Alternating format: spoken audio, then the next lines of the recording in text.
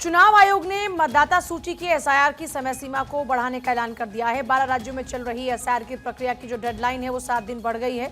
चुनाव आयोग ने कहा कि अब एसआईआर की प्रक्रिया 11 दिसंबर तक चलेगी। एसआईआर यूपी में, पश्चिम बंगाल में, अंडमान निकोबार द्वीप समूह, छत्तीसगढ़, गोवा, गुजरात, केरल, लक्षद्वीप, मध्य प्रदेश, पुडुचेरी, राजस्थान और तमिलनाडु में कराया जा रहा है। मतदाता जोड़ने हटाने का जो एन्यूमरेशन पीरियड है यानी वोटर वेरिफिकेशन का जो समय है वो 11 दिसंबर तक चलने वाला है। पहले ये 4 तारीख को खत्म हो रहा था। पहले ड्राफ्ट लिस्ट 9 दिसंबर को जारी होनी थी, लेकिन अब 16 दिसंबर को जारी होगी। दरअसल बिहार के बाद देश के 12 राज्यों और केंद्र शासित प्रदेशों में एसआईआर 28 अक्टूबर से शुरू हुआ। इस प्रोसेस में वोटर लिस्ट का अपडेशन होगा, नए वोटर्स के नाम जोड़े जाएंगे, वोटर लिस्ट में सामने आने वाली गलतियों को सुधारा भी जाएगा। एसआईआर प्रक्रिया को लेकर लगातार विपक्ष हमलावर है।